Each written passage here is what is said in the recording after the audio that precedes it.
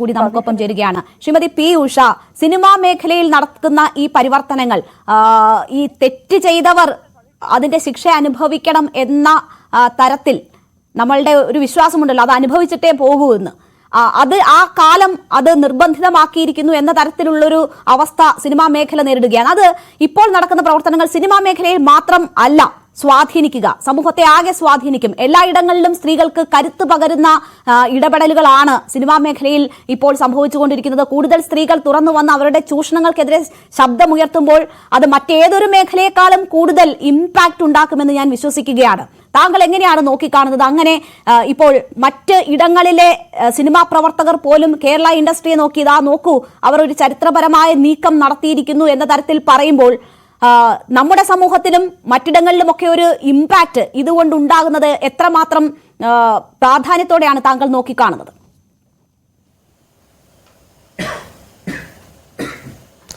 വലിയ ഇമ്പാക്റ്റ് ഉണ്ടാവുന്നുണ്ട് എന്നുള്ളത് ശരിയാണ്. പക്ഷെ നമുക്ക് ഈ അടുത്ത ദിവസങ്ങൾ കണ്ടിട്ടുള്ള സ്റ്റേറ്റിന്റെ ഭാഗത്ത്, ഭരണകൂടത്തിന്റെ ഭാഗത്ത് നിന്നുള്ള നടപടികൾ കാണുമ്പോൾ അത് ഈ ഉണ്ടായ ഉണർവിനെ ഉൾക്കൊള്ളാൻ കഴിയുന്നില്ല. അത്രയ്ക്കധികം ആണധികാരത്തിന്റെ പിടിയിലാണ് നമ്മുടെ ഭരണകൂടങ്ങൾ. വെറുതെ ആ കോൺക്ലേവിൽ നിന്ന് മാറ്റി നിർത്താൻ ഒരു കുറ്റാരോപിതനെ കഴിയുന്നില്ലല്ലോ ഗവൺമെന്റിന്. അദ്ദേഹം സ്വയം മാറുന്നുമില്ല. അപ്പൊ ഈ ആണധികാരവുമായിട്ട് ഇനിയും നമ്മുടെ സ്ത്രീകൾക്ക് ഏറ്റുമുട്ടേണ്ടി വരും എന്നുള്ള ഒരു അവസ്ഥയാണ് നമുക്കത് ചൂണ്ടിക്കാണിക്കുന്നത്. പിന്നെ മറ്റൊന്ന്, ഇത് വളരെ എളുപ്പം നേടിയതല്ല. നമ്മൾ ഈ തുറന്നു പറഞ്ഞ സ്ത്രീകളൊക്കെ പറഞ്ഞത് കേട്ടില്ലേ, ചിലരിവിടുന്ന് ഓടിപ്പോയി, ചിലർ സിനിമ വിട്ടു, ചിലരുടെ കുടുംബവുമായിട്ട് പ്രശ്നങ്ങൾ ഉണ്ടായി, ചിലര് ഈ ജീവിതത്തിൽ അത്രയും വലിയ ഷോക്കും പേറി ഇങ്ങനെ ജീവിക്കുകയാണ്. പിന്നെ നമുക്കറിയാലോ, ഹേമ കമ്മീഷന് ഇടയാക്കിയ സംഭവം തന്നെ, ഒരു നടിയെ ലോകത്ത് എവിടെയും കേട്ടിട്ടില്ലാത്ത രീതിയിലുള്ള കൊട്ടേഷൻ ബലാത്സംഗത്തോടു കൂടിയാണ് ആ വിഷയമുണ്ടാകുന്നത്. ആ നടി അനുഭവിച്ച കാര്യങ്ങൾ, ആ കേസ് പോകുന്ന വഴി, കോടതിയിൽ പോലും സുരക്ഷിതമല്ലാത്ത അവരുടെ പ്രൈവസിയുമായി ബന്ധപ്പെട്ടിട്ടുള്ള തെളിവുകൾ, അതൊക്കെ നമ്മൾ നോക്കിക്കഴിഞ്ഞാൽ ഇതൊക്കെ കേട്ടുകേൾവിയില്ലാത്ത, ഞാൻ കേട്ടിട്ടില്ല കോടതിയിൽ നിന്ന് നിർണായകമായിട്ടുള്ള തെളിവ് അവിടെ ജഡ്ജിമാരുൾപ്പെടെ കാണുക, ഒരു ലൈബ്രറിയിൽ എന്ന പോലെ തെളിവുകൾ ഉപയോഗിക്കുക, അവര് എന്തോ ആവശ്യത്തിന്, അത് നമുക്കറിയില്ല. പിന്നെ ഓരോ കാര്യങ്ങളും ഇങ്ങനെ വളരെ സങ്കീർണമായ കേസുകളിലേക്ക് പോവുക.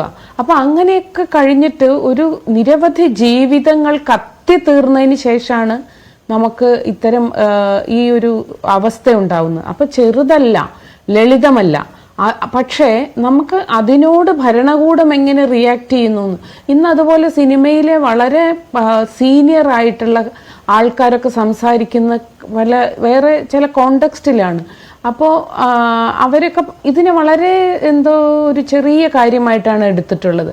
പിന്നെ അതുപോലെ തന്നെ നമ്മൾ ഇതുമായി ബന്ധപ്പെട്ട് മന്ത്രിമാരുടെയൊക്കെ പ്രസ്താവനകൾ, കാരണം ഈ സ്ത്രീകളുടെ ജീവിതത്തിന്, സ്ത്രീകളുടെ സമയത്തിന്, സ്ത്രീകളുടെ തൊഴിലിന്, സ്ത്രീകളുടെ സുരക്ഷയ്ക്ക് എന്താണ് വില എന്ന് മനസ്സിലാക്കാത്തൊരു തരത്തിലാണ് അവരൊക്കെ ഇടപെടുന്നത് കണ്ട്. ഇതൊരു രാഷ്ട്രീയമല്ല, ഇത് നിലനിൽപ്പിന്റെ ഒരു പ്രശ്നമാണ്. നമ്മുടെ ഭരണഘടന അനുശാസിക്കുന്ന തൊഴിൽ ചെയ്ത് ജീവിക്കാനുള്ള സ്ത്രീയുടെ അവകാശമാണ്. അത് ഇവിടെ ഇല്ല. എന്തുകൊണ്ട് പരാതിപ്പെടുന്നില്ല എന്ന് പഠിക്കട്ടെ. പരാതിപ്പെടാൻ ധൈര്യമില്ലാത്ത, കാരണം ഇവിടെ ഉള്ള നിയമവ്യവസ്ഥയുടെ ആനുകൂല്യങ്ങൾ കിട്ടാത്ത സ്ത്രീകളാണ്. അവര് സിനിമയിൽ പോവുകയാണെങ്കിൽ അവർക്ക് പിന്നെ ഒരു നിയമവും ഇല്ല എന്നർത്ഥം. അതായത് തുല്യവേതനമില്ല, പിന്നെ എന്താണ്, മിനിമം വേജ് ഇല്ല, സുരക്ഷിതമില്ല, സ്വന്തം ശരീരത്തിൽ ആരെങ്കിലും അധികാരം ഉപയോഗിച്ചാൽ അതിനെക്കുറിച്ച് പറയാൻ പാടില്ല. അതിനൊക്കെ നല്ല മനോഹരമായ വാക്ക് പറഞ്ഞു, കാസ്റ്റിംഗ് കൗച്ച്. അതായത് റേപ്പ് അല്ലെങ്കിൽ അതിക്രമത്തിനാണ് ആ പേര് പറഞ്ഞത്. അപ്പോൾ അതൊക്കെ എല്ലാ കാലത്തും നടക്കുന്നുണ്ടെന്ന്. ഇപ്പൊ 100 വർഷമാകാൻ പോകുന്ന സിനിമയിൽ എത്രയോ കാലമായിട്ട് ഇത് നടക്കുന്നു.